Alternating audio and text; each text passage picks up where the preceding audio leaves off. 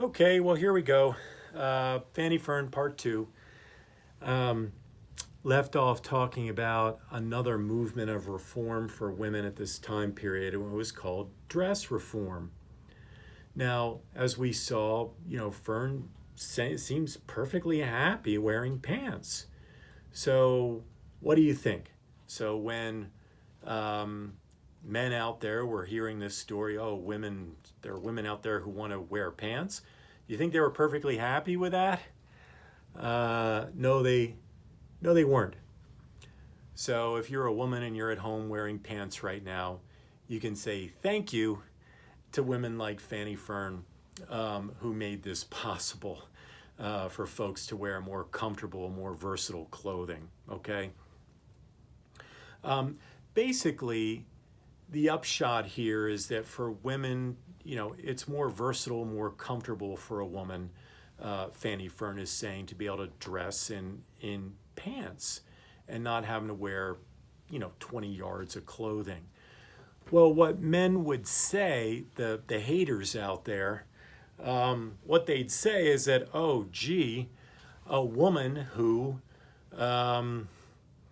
wants to dress in men's clothing and doesn't want to be in the home, she's got to be pretty mannish herself. She doesn't like being a woman. So in other words, women were shamed. Women were shamed into staying in the home and wearing traditional feminine dress. And a woman who wanted to leave the home and wear men's clothing, like Fanny Fern, they had a word for them. They're a woman, but they want to be out where men are playing around, right? Which is the public sphere. They must really want to be out where men are. So they're no longer women. Ready for this? They were called, and I'm not kidding, I couldn't make this up. They were called mental hermaphrodites. Mental hermaphrodites. So you know what a hermaphrodite is, those of you who study biology. Clams, mollusks are hermaphrodites because they have both male and female sex organs. Okay, so women are mental hermaphrodites. They are part men, in other words. What woman at the time period is going to want to risk that kind of criticism? Not many, except for Fanny Fern. She was fearless, fearless. Well, there's another woman who was fearless about this, and this is another series of pictures here I want to show you. Okay, I'm sure everyone in the class has heard of bloomers. Women still wear bloomers, they're called, and usually what it means is like pants underneath a cheerleading costume or something like that. Those are bloomers. Bloomers actually have a very long and distinguished history. They were invented by a woman named Amelia Bloomer. Amelia Bloomer. And, here, I'll show you a picture. See? There we go. That's a picture of Amelia Bloomer. All right. And then she invented a style of clothing which was designed to be more healthy for women. It wasn't going to crook their backs, as Fanny Fern put it. Going to be more versatile, more comfortable, and they were called the bloomers. So this is all bloomers were.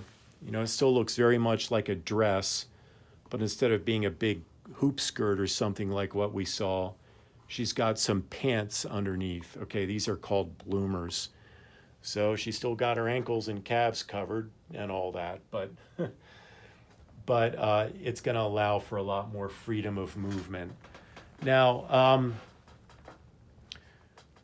just to give you an idea how radical it would be for a woman to dress like this, it wasn't unusual if a woman was walking down the street in a bloomer outfit like this, These, of course, were in the good old days where you had nothing but horses and dirt roads.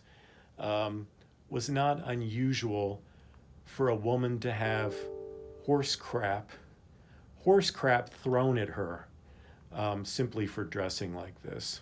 Okay, so dress reform was a radical proposition at this time period. Again, I mean, we touched on this theme before. I think way back when we were looking at Minister's Black Veil, or no, sorry, Birthmark. You know, who is it that has more pressure on them to look physically beautiful to the point where they have to ruin their health? It's women. Up to the present day, to a far greater degree, women have much more plastic surgery than men do. And yeah, I mean, those same dictates to be physically attractive, even if it ran up against a woman's good health. That was something she was up again back at this time period also, wearing incredibly uncomfortable clothing. Beyond uncomfortable, it did damage. Wearing those corsets, it would do damage to internal organs and, you know, mess up your back and everything else. So there you have it.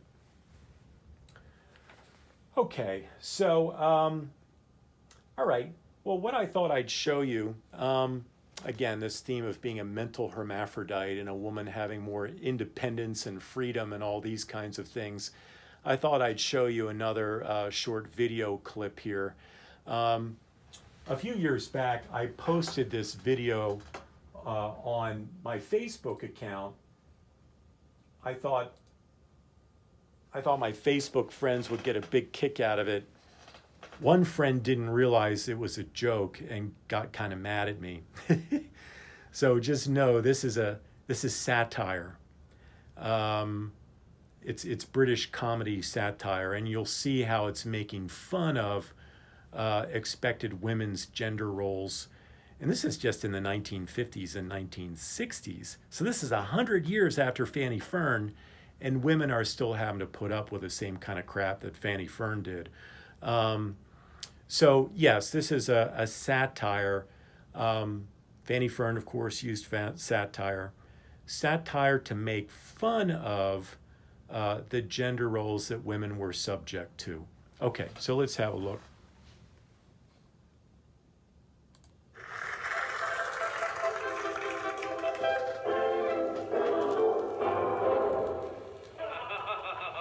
An ordinary dinner party, the sort of occasion we all enjoy. The men are exchanging witty stories. And look at the women, aren't they pretty? Look at the way they laugh. They're delightful. But now the conversation turns to more serious matters. I wonder if the government should return to the gold standard. I think it should. Good. Then we're all agreed. But oh dear, what's this? One of the women is about to embarrass us all. I think the government should stay off the gold standard so that the pound can reach a level that will keep our exports competitive.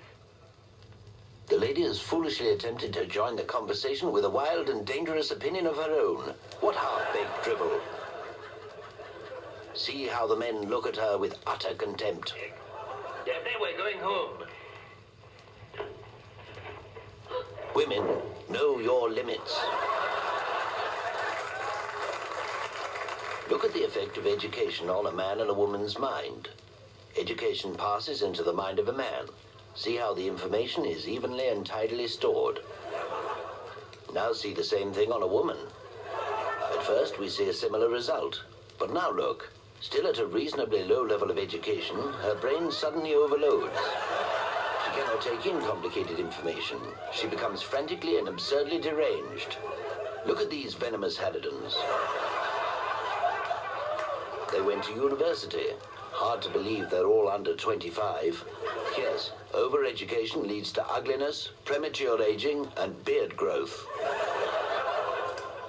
Now let's see the proper way. Good. So we're all agreed. We should return to the gold standard. Oh, I don't know anything about the gold standard, I'm afraid, but I do love little kittens. They're so soft and furry. What a delightful thought, you dear, sweet, fragile little thing. Women, know your limits. In thought, be plain and simple, and let your natural sweetness shine through.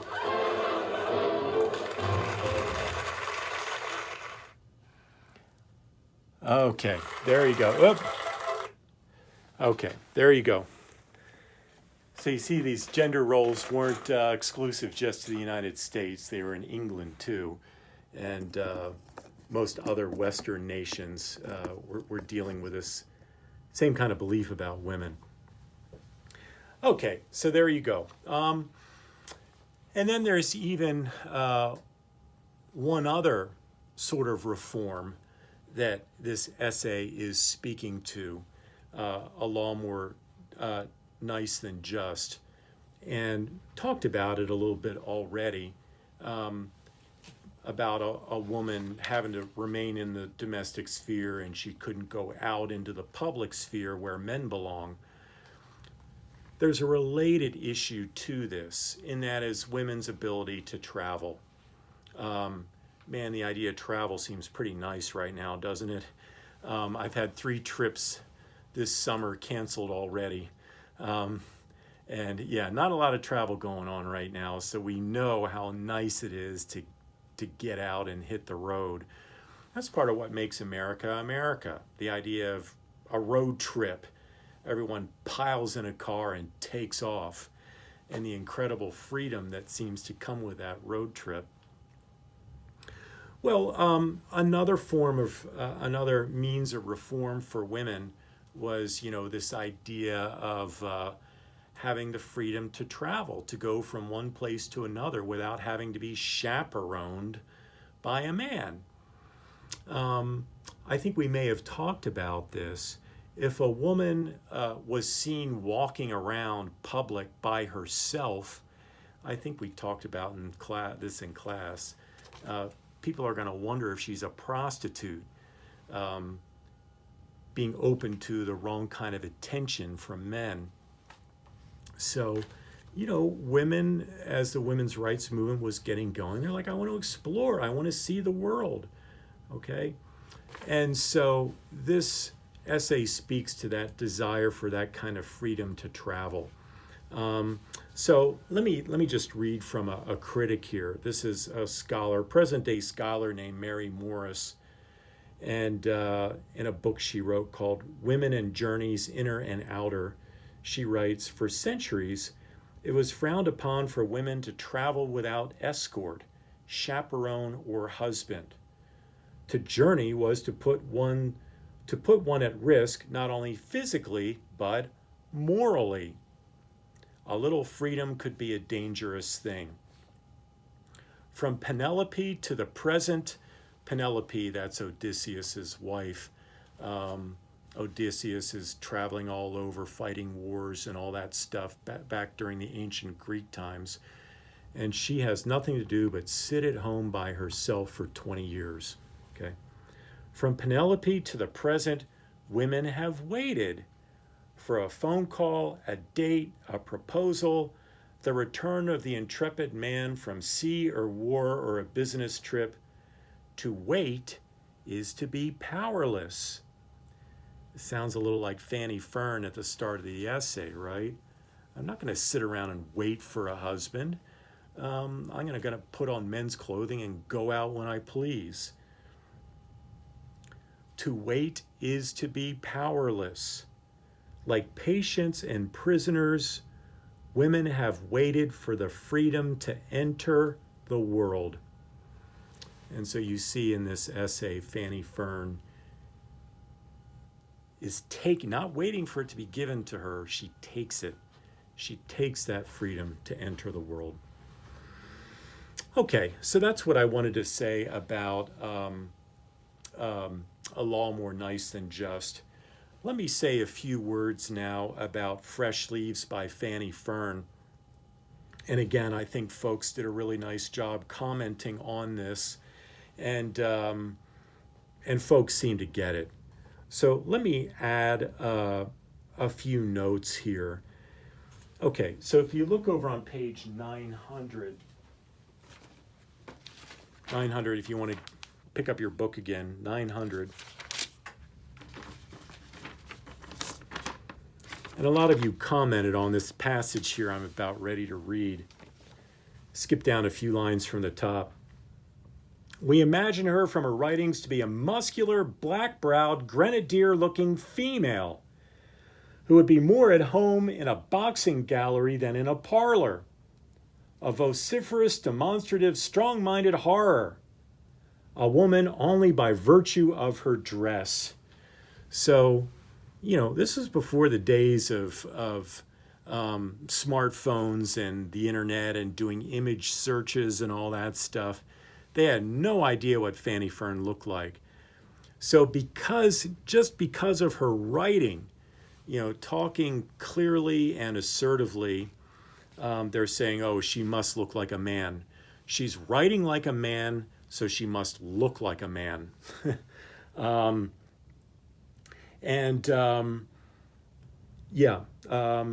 Okay. The very thought sickens us. We have read, or rather tried to read, her halloo there effusions. When we take up a woman's book, we expect to find gentleness, timidity, and that lovely reliance on the patronage of our sex, which constitutes a woman's greatest charm.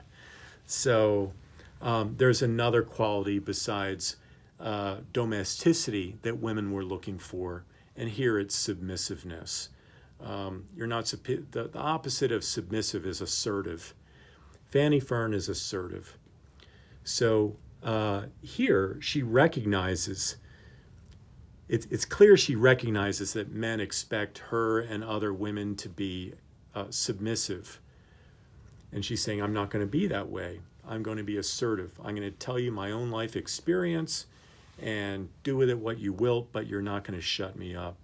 Okay? Okay. We do not desire to see a woman wielding the scimitar blade of sarcasm. So again, a woman's writing is supposed to be gentle and kind and all this, not sarcastic.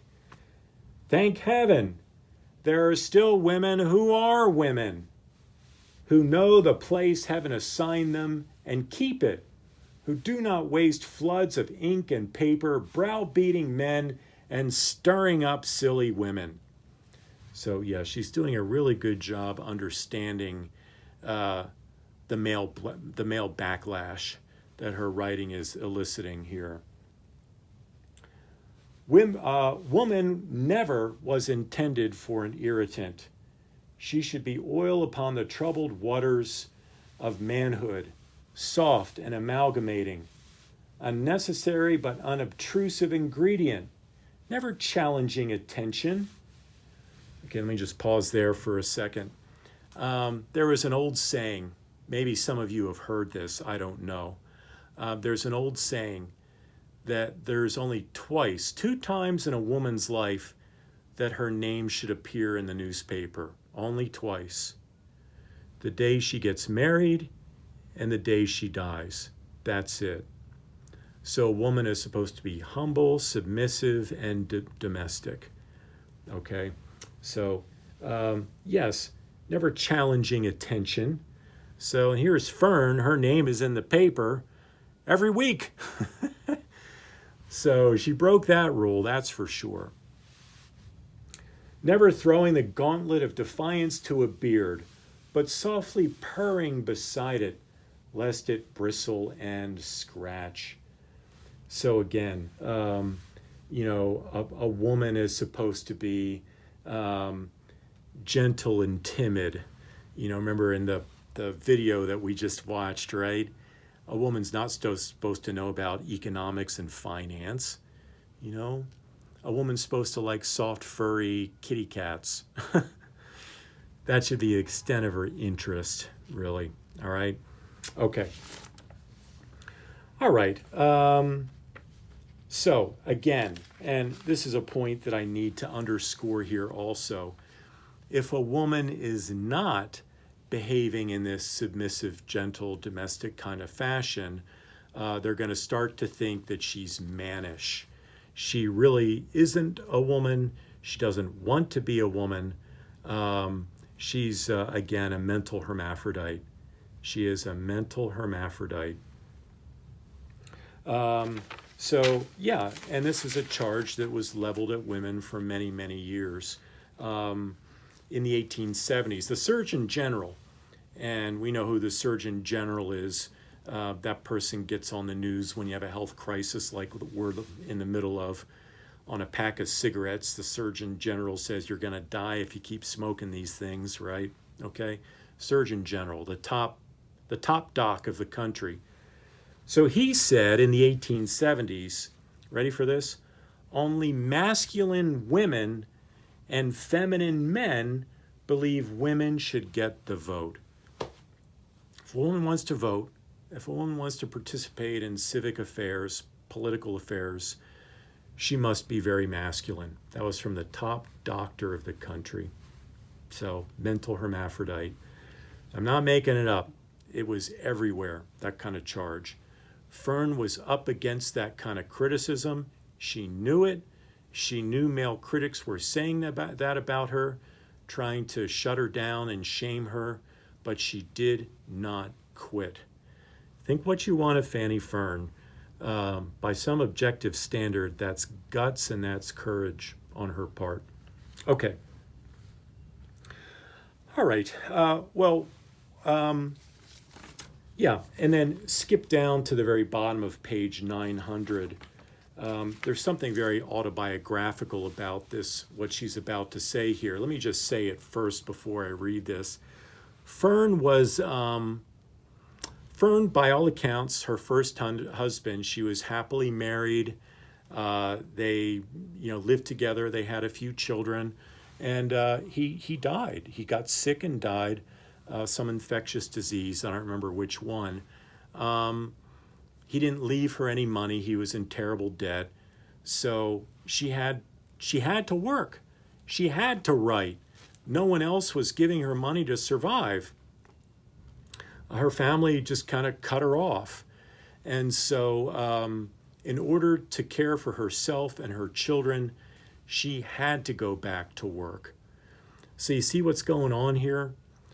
Fern is trying to say, look, I'm just trying to feed my children, and y'all out there are going to shame me and say I should stay home and not write the way men are supposed to write.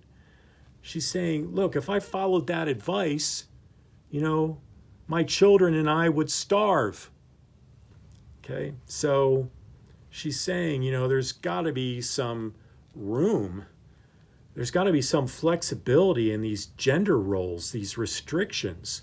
There needs to be occasion or opportunity for women to work when they really need to. And so stop shaming us, us. We women. I'm talking from the point, I'm ventriloquizing Fanny Fern here. Don't shame us when we're simply trying to feed our kids. Okay, so there's this autobiographical note that comes out at the bottom.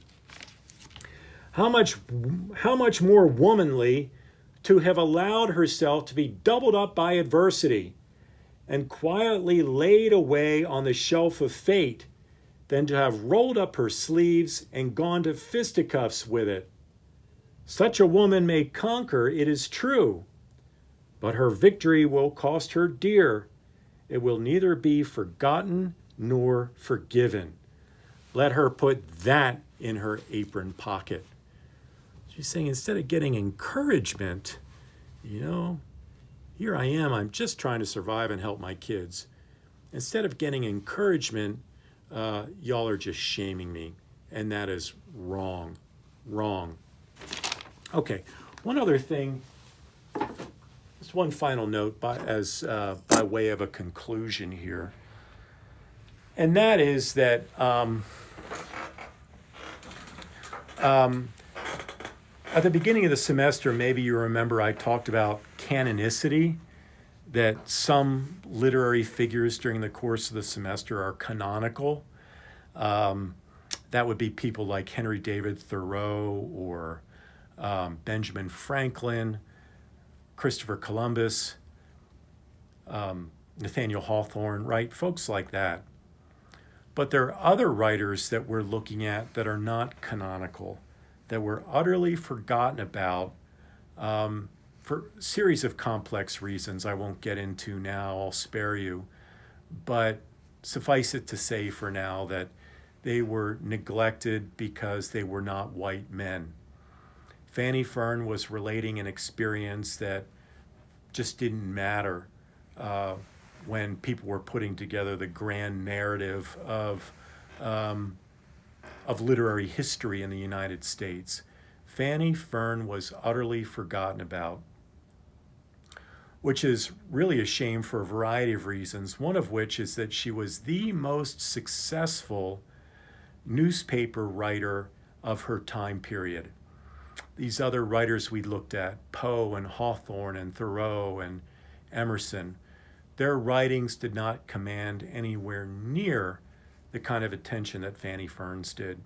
She was hugely popular, hugely successful, and you'd think she might be one of the ones that people would remember, but she was completely forgotten about for about 100 years. It was not until the 1980s that people began to rediscover Fanny Fern and start to bring her works back into publication. In fact, these selections in the Norton Anthology here that you all are reading, just on a personal note here, back when I was a graduate student, and that's getting to be a little while ago now, a professor that I worked for, his name is Herschel Parker, and he was the editor of this volume of for our class here. He was the editor of the Norton Anthology. Now it's Robert Levine, I think, but it was Herschel Parker once upon a time, and I worked for him. And as he was putting the new edition of the Norton Anthology together, I was his research assistant, and I was helping him do research on Fanny Fern, digging up articles and notes and texts and everything for him to include in the Norton Anthology. So it's very recently, in other words, that Fern is being taken seriously in a college class like this. She was not included in a college textbook like ours, not until I was a graduate student. So, it's kind of cool, this act of remembering and rediscovering and recovering women writers of the 19th century. And there is so much to learn from them. And so let's be grateful for the contribution that Fanny Fern has made to our cultural understanding. Okay, I think that's it for now. Thank you for tuning in, and I'll see you online. Okay, cheers.